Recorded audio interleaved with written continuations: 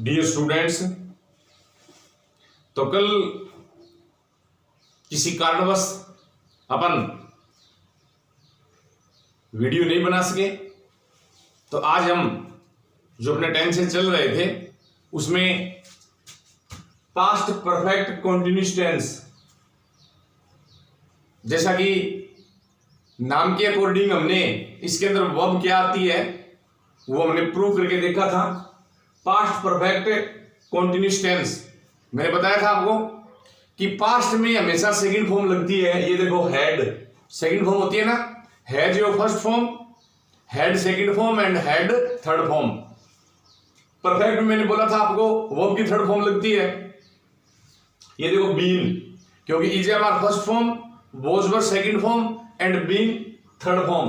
और कंटीन्यूअस में मैंने बताया था आपको V1 के साथ आईएनजी लगती है। ये देखो, V1 प्लस में आईएनजी। तो पास्ट परफेक्ट कंटीन्यूअस टेंस में हैड बीन प्लस में V1 के साथ ING. Present perfect continuous tense में हमने पढ़ा था हैज बीन या हैव बीन और प्लस में V1 के साथ आईएनजी। इसमें आ गया हैड बीन और प्लस में V1 के साथ आईएनजी। उसमें भी हमने फोर या सिंस के बाद टाइम पढ़ा था, इसमें भी फोर या सिंस के बाद में टाइम आता है। इसमें इस बात का विशेष ध्यान रखना आपको कि मान लो कोई कार्य पास्ट में कुछ समय से या किसी निर्धारित टाइम से चल रहा था, मतलब जारी था, और बीच में कोई दूसरा काम हो गया।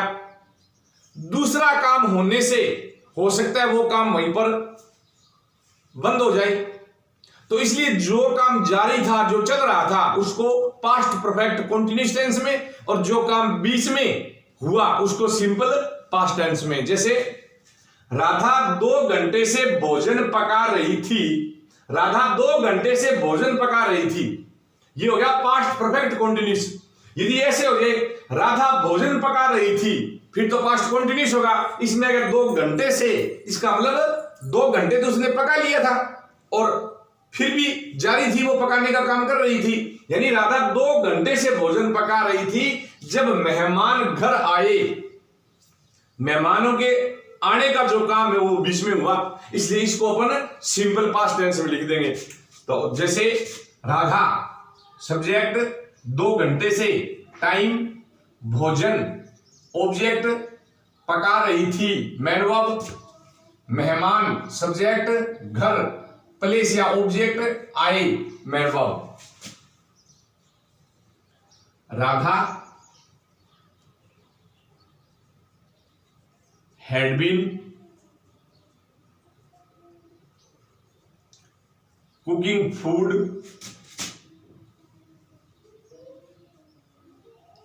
for 2 hours when Radha had been cooking food for 2 hours when mehman, the guests, I came to home, to home। उसके बाद आता है सिंपल फ्यूचर टेंस। पहचान होगी इसकी, गा, गी, गे, जाऊंगा, करूंगा, करेंगे, जाएंगे, खेलेंगे, पढ़ेंगे। पैटर्न सब्जेक्ट प्लस विल या shall plus V1 plus object plus place and plus time. तो मैं आपको बता देता हूं कि फ्यूचर इतना ज्यादा इसका यूज नहीं किया जाता, बहुत ही कम सेंटेंस होते हैं जिसमें फ्यूचर का अपन यूज करते हैं, या अपने सिलेबस में भी बहुत कम, ज्यादा इसका बहुत ही कम यूज है, क्योंकि ये एक टेंस नहीं होकर एक टाइम होता है और इसमें मॉडल का यूज किया जाता है। Subject will shall plus V1 plus object plus place and plus time. जैसे वे अगले वर्ष नई कार खरीदेंगे, वे सब्जेक्ट अगले वर्ष, टाइम नई कार, ऑब्जेक्ट खरीदेंगे, मैन वर्ब, दे विल। इसमें मैं आपको थोड़ा सा बता देता हूं, सिंपल फ्यूचर में आई और वी के साथ हम सेल का यूज करते हैं, बाकी सेकंड और थर्ड पर्सन में अपन विल का यूज करते हैं। और यदि सेंटेंस के अंदर अकॉर्डिंग टू मॉडल डिटर्मिनेशन हो, इंटेंशन हो, प्रोमिस हो, थ्रेट हो, तो उस टाइम अपन आई और वी यानी कि फर्स्ट पर्सन के साथ अपन विल का भी यूज कर सकते हैं। दे विल खरीदेंगे, बाई ए न्यू कार अगले वर्ष, next year. They will buy a new car next year, वे अगले वर्ष एक नई कार खरीदेंगे। फ्यूचर कंटीन्यूअस टेंस, रहा होगा, रही होगी, रहे होंगे,